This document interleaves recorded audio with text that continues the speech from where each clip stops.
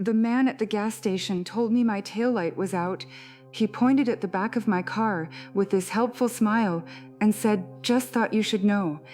It was 2 in the morning. I was the only customer. He was the only other person in the parking lot. I walked to the back of my car and looked. Both taillights were fine. When I turned around, the man was gone. His car was still there, engine running, driver door open, but he was gone. I stood in that parking lot alone, under the fluorescent lights, and I felt something shift in my chest, a feeling I didn't have a name for yet. The feeling you get when you realize you just failed a test you didn't know you were taking. I need to tell this properly. I was 25, driving from Atlanta to Tallahassee on a Tuesday night in March of 2024. I had stayed late at my friend's birthday dinner and left around midnight. The drive is about 4.5 hours. I had done it plenty of times. I wasn't worried about driving alone at night. I grew up doing it. My parents live in North Florida, and I made that drive at least 6 times a year. Usually I took I-75 south and cut across on I-10. But that night I decided to take the back roads because there was construction on 75 near Valdosta, and I didn't want to sit in a 1-lane crawl for 20 minutes at 1 in the morning, so I cut off the interstate early and started winding through South Georgia on state highways. 2 lanes, flat, dark, pine trees on both sides, gas stations every 30 miles if you're lucky. I stopped at one of those gas stations around 2 a.m. because my tank was getting low. It was one of those old independent stations with 2 pumps and a small building that looked like it hadn't been updated since 1994. The lights were on, but the building was closed. Pay at the pump only. The parking lot was cracked asphalt with weeds growing through the seams. One of the 2 overhead lights was flickering, the other was dead. I pulled in and started fueling. I was standing there with my hand on the nozzle scrolling my phone when I heard a car pull in behind me. I looked up, a dark sedan, older model. It pulled around to the other side of the pumps and parked facing my car. The engine stayed running.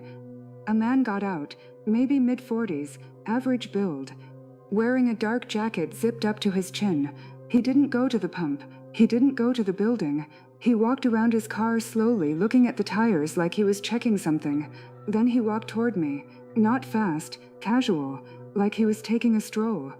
He stopped about 6 feet away and said, "Hey, your taillight is out." He pointed at the back of my car with this helpful smile. "Subscribe right now if you haven't already. You need to hear what happened next. Also drop a like. 1 second. Helps more than you know." After he disappeared, I stood there trying to make sense of it. His car was still running. The door was still open. Where did he go? The station was closed. There was no bathroom. There was nowhere to walk to. It was pine trees and darkness in every direction. I looked at his car. The interior light was on because the door was open. I could see the front seats clearly, empty. I leaned slightly to see the back seat. Also empty. Then I noticed the trunk. It was open about 1 inch. Not fully open, just popped. Like someone had pulled the release but hadn't lifted it. I know what you're thinking. Don't go near the car. Get in your car and leave. And you're right. That's exactly what I should have done. But something about that trunk being cracked open made me feel like I needed to look. Not curiosity, obligation. Like there was a reason he had lured me to the back of my car and then vanished. Like whatever was in that trunk was the point. I walked over. I lifted the trunk lid about 6 inches. I saw a bag, a canvas duffel bag, and next to it a roll of duct tape, and next to that a box cutter. And underneath the bag, the corner of what looked like a plastic tarp folded neatly. I dropped the trunk lid. I didn't slam it. I set it down gently, like I was afraid of waking something up. I walked to my car. I got in. I locked the doors. I pulled out of that gas station, and I drove 90 miles an hour for the next 40 minutes, without stopping. I called 911 while I was driving. I told the dispatcher what I saw. I gave her the location of the gas station. I described the car and the man. She asked if I could describe his face. I could. Round, clean-shaven, small eyes that didn't match his smile. She asked if I felt threatened. I said he told me my taillight was out to get me to walk to the back of my car, and when I turned around, he was gone, and his trunk was full of things that you use to kidnap someone. She was quiet for a second, and then said she was dispatching units to the station. I asked her to stay on the line. She did. I drove for another 30 minutes with her on the phone. She was calm, professional. She told me I did the right thing. She told me most people would have kept looking, would have lifted the trunk all the way, would have investigated. She said the ones who investigate are the ones they don't find. She said that quietly, like it was something she knew from experience, not from a manual. I never heard back from the police.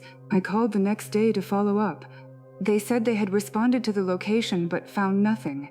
No car, no man, no evidence anyone had been there. The gas station's security cameras were not functional, hadn't been for years. The owner lived 3 towns over and said he couldn't remember the last time anyone had checked them. No footage, no proof, just my word and a taillight that works fine. I told my dad about it a week later. He went quiet, and then he told me something that made my blood freeze. He said when he was in his 20s, a man approached his truck at a gas station late at night and told him his tire looked low. My dad walked to the back of his truck to check. When he turned around, the man was 3 feet behind him, with a length of rope in his hands. My dad is 6'4" and 240. He said the man took one look at him up close and put the rope behind his back and walked away. He said he never reported it. He said he just drove home. He said that was in 1986. Same tactic, different decade, same type of person, 38 years apart, and they're still using the same trick. Get someone to turn their back. That's all it takes. 3 seconds with your back turned at 2 in the morning at a gas station where nobody is watching. That's the whole plan. And it works because people are helpful. Because when a stranger tells you something is wrong with your car, you walk to the back and check. Because that's what a normal person does. And that's exactly what they're counting on. I still drive that route sometimes. I take the interstate now, every time. I don't care about construction. I don't care about delays. I will sit in a 1-lane crawl for an hour before I take a back road through South Georgia at night again. Because I know what was in that trunk, and I know what it was for. And I know that the only reason it wasn't used on me that night is because I looked before he was ready. He wanted me at the back of my car. He wanted me facing away from him. He wanted those extra 3 seconds where my back was turned and I was looking at a taillight that was never broken. I think about those 3 seconds a lot. I think about what would have happened if the taillight had actually been out. If I had crouched down to look at it. If I had spent just a few more seconds with my back to a man who had duct tape and a box cutter and a tarp in the trunk of his running car. 3 seconds. That's the margin I survived by. 3 seconds and a taillight that worked. I woke up in my car at a rest stop off I-90 in South Dakota with the sound of someone trying my door handle. Not knocking, not tapping, trying the handle. Slow, methodical, like they were checking if it was unlocked. It was 3:22 in the morning. I had pulled in around midnight because I was too exhausted to keep driving. I had reclined my seat and set an alarm for 5 and passed out. I woke up not to the alarm, but to the soft, metallic click of my driver's side door handle being tested by someone standing inches from my window in the dark. I didn't move. I opened my eyes, but I didn't turn my head. Through my peripheral vision, I could see a shape on the other side of the glass. A person, standing right next to my door, close enough that if the window had been down, I could have touched them. They tried the handle again, slow, down, then up, then released. Then down again, like they had all the time in the world, like they were patient, like they knew that eventually one of these doors at one of these rest stops would be unlocked and tonight they were just checking. I reached for my phone without moving my head. I tilted the screen away from the window so the light wouldn't give me away. I opened the camera app and turned off the flash and held the phone low against my thigh. I took a photo toward the window. I didn't look at it, I just pressed the button and put the phone down. The person moved. I heard their footsteps on the asphalt. Soft, unhurried. They walked toward the back of my car. I heard them try the rear driver's side handle, then the rear passenger side, testing each one. Click, release. Click, release. Then they moved to the front passenger door. Same thing, 4 doors. Tested one at a time, all locked. If this is making your heart race, leave a comment right now. Have you ever slept at a rest stop? After hearing this, you might never again. After checking all 4 doors, the footsteps moved away. I listened as they got quieter. I counted to 60 in my head. Then I sat up slowly and looked around. The rest stop had maybe 10 vehicles in it. A few semis in the truck parking area, a handful of cars scattered in the regular spaces. The building with the bathrooms and vending machines was about 100 yards away. Its lights were on, but the area around the cars was mostly dark. I didn't see anyone walking. I looked at the photo I had taken. It was dark and grainy, but you could see enough. A figure in dark clothing standing flush against my car door. One hand on the handle, the other hand hanging at their side. And in that hand, something long and thin. I zoomed in. It was hard to tell, but it looked like a slim Jim, the kind of tool you use to unlock car doors. I started my engine immediately. I didn't warm it up. I didn't adjust my mirrors. I put it in drive and pulled out. As I was leaving the rest stop, I looked in my rear view. A person was standing in the middle of the parking lot watching my car leave. They were about 50 yards back. I couldn't make out any features, just a dark shape standing motionless under the faint orange glow of the distant parking lights. Watching, not walking, not moving, just standing there with their head turned in my direction, tracking me as I drove toward the exit ramp. I hit the gas and merged onto the highway, going 60 before I even reached the end of the ramp. I drove for 2 hours straight before I stopped again, this time at a truck stop with bright lights and people and security cameras on every pole. I parked between 2 semis. I locked the doors. I sat there until the sun came up because I could not close my eyes without hearing that sound. When I got home the next day, I filed a report with the State Highway Patrol. I sent them the photo. They said they would look into it. A week later, I got a call from an investigator. He told me that there had been 6 reports in the past 3 months of vehicles being broken into at rest stops along that stretch of I-90. In every case, the vehicles were occupied, people sleeping inside. In every case, the doors had been opened using a slim Jim tool. Wallets, phones, laptops, all taken while the owners were asleep inside the car. In 2 cases, nothing else happened. The victim woke up afterward and realized their things were gone. But in 2 other cases, something else had happened. The investigator paused before he told me. He said in those cases, the victims woke up during the break-in and the suspect became violent. One victim was beaten badly enough to require reconstructive surgery on his jaw. The other was stabbed twice in the shoulder. He survived, but only because a trucker parked nearby heard the commotion and came running with a tire iron. The investigator told me I was lucky my doors were locked. He told me the suspect had not been caught. He said the photo I sent was the best lead they had. He asked me to send it in higher resolution. I did. As far as I know, they're still looking for him. I check the news every few weeks. Nothing. He's still out there, still walking through rest stop parking lots at 3 in the morning, testing handles, click, release, patient, unhurried, like he has all the time in the world, and eventually someone's door will be unlocked. Someone followed me for 111 miles. I know the exact number because I watched the odometer the entire time. 111 miles from the moment I first noticed the headlights to the moment they finally disappeared. An hour and 26 minutes of watching the same pair of lights in my rearview mirror, refusing to fall back and refusing to pass. If you have ever been followed by a car at night, you know the feeling. If you haven't, let me describe it. It is the slow understanding that you are prey. It was January of 2024. I was 30, driving home from my parents' house in Virginia to my apartment in Raleigh, a drive I have made hundreds of times, about 3.5 hours on I-85 South. I left around 9 p.m. after Sunday dinner. The first hour was normal. Traffic thinned out as I got further from the city. By 10:30 I was on a stretch of 85 that was mostly empty, a car here and there, nothing unusual. Then I noticed headlights behind me that seemed to be maintaining a very consistent distance, maybe 400 feet back, not tailgating, not passing. Just sitting there, matching my speed exactly. I told myself it was nothing. People drive the same route, people go the same speed. I sped up from 75 to 80, the headlights maintained the gap. I slowed to 65, the headlights slowed, exact same distance. I changed lanes. The headlights changed lanes, not immediately, about 5 seconds later, like they were trying to make it look natural. That's the detail that changed it from probably nothing to something is wrong. A person who happens to be going the same direction doesn't mirror your lane changes with a 5-second delay. A person following you does. I called my boyfriend. It was 11 at night and he was already in bed. I told him I thought someone was following me. He asked if I was sure.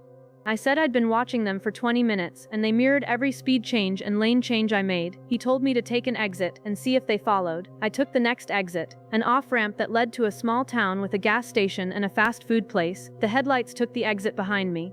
5 seconds later, I pulled into the gas station parking lot. The car behind me drove past the gas station slowly, very slowly, then it continued down the road and out of sight. I sat in the parking lot for 10 minutes. My boyfriend stayed on the phone with me. I told him they were gone. I pulled back onto the highway. 3 minutes later, the headlights were back. Same distance, same lane. They had waited for me. They had driven past the gas station to make me think they were gone, and then they had circled back to the highway and waited for me to get back on. I felt something cold settle in my stomach. This was not a coincidence. This was not someone who happened to be going my direction. This was deliberate. I called 911. I told the dispatcher I was being followed on I-85 South. I gave her my location. She asked me to describe the vehicle. I couldn't. Just headlights. I couldn't tell the make or model in the dark. She told me to stay on the highway and that she would have a patrol car meet me. For the next 45 minutes I drove with the dispatcher on the line and the headlights behind me. The patrol car never showed up. The dispatcher kept telling me it was on the way. She kept asking for my mile marker. I kept giving it to her. The headlights never fell back. They never came closer. They just stayed there. 400 feet, matching every move. At one point, I slowed to 50. They slowed to 50. I sped up to 90. They sped up to 90. I changed lanes 3 times in quick succession. Left, right, left. They mirrored every single one. 5 seconds later each time. I was crying, not sobbing, just silent tears running down my face while I gripped the wheel and watched the mirror. Finally I saw the exit for my town. I took it. The headlights took it. I turned left. They turned left. I turned right into my apartment complex. They turned right. I pulled into my parking spot and laid on the horn. I held it down. I didn't let go. The sound filled the entire complex. Lights started turning on in apartments. My boyfriend came running out of the building in his boxers. He was barefoot on the concrete. He saw my face through the windshield and he knew something was wrong before I could say a word. The car behind me had stopped at the entrance of the parking lot, about 100 feet away. Its headlights stayed on, the engine was running, it sat there, I was still holding the horn, my boyfriend was running toward my car, 2 neighbors had come out onto their balconies, someone yelled what's going on, the car sat there for maybe 10 seconds. 10 seconds of the driver watching the parking lot fill with people, watching the witnesses multiply, making a calculation, then the car reversed, slowly, carefully, out of the parking lot entrance, back onto the street, and drove away, quietly, no squeal of tires, no rush, just a calm controlled exit. Like it had decided today wasn't the day, like there would be other nights, other highways, other women driving alone. The police came 20 minutes later, not the patrol car that was supposed to meet me on the highway, a different unit responding to the call my boyfriend had made from inside. They took my statement, they drove around the neighborhood for an hour, they checked parking lots, side streets, the highway on-ramp, nothing. The car was gone. The dispatcher later told me the patrol unit assigned to meet me on I-85 had been diverted to a domestic violence call, higher priority. I don't blame them, someone was getting hurt and they had to go, but for an hour and 26 minutes, I was being hunted on a highway, and nobody came. I think about what would have happened if my boyfriend hadn't been home, if I had pulled into that parking lot alone, if no one had come running out when I hit the horn, if the apartment complex had been asleep and stayed asleep. The car stopped at the entrance for 10 seconds, it was waiting, watching, deciding, and whatever it decided was based entirely on whether or not I was alone. I was not alone, so it left. But for 111 miles I was, and whoever was behind those headlights knew that. They knew it the entire time. They followed me patiently because they understood something about the road that most people don't. The road makes you alone. Even if you started the drive with people expecting you at the other end, on the road itself between point A and point B you are alone, and some people know that, and some of those people use it. Those were 3 true stories from people who found out the hard way that the road is not as safe as it looks. If you made it to the end, tell me which one is going to keep you up tonight. Drop it in the comments. If you have your own terrifying road experience, leave it below. The best ones get featured in future videos. Subscribe if you haven't. New stories every week. Share this with anyone who drives alone at night, and next time you stop at a gas station or a rest stop, or check your mirrors on an empty highway, remember these stories. Because the road doesn't care about you, and the people on it at 2 in the morning might not either.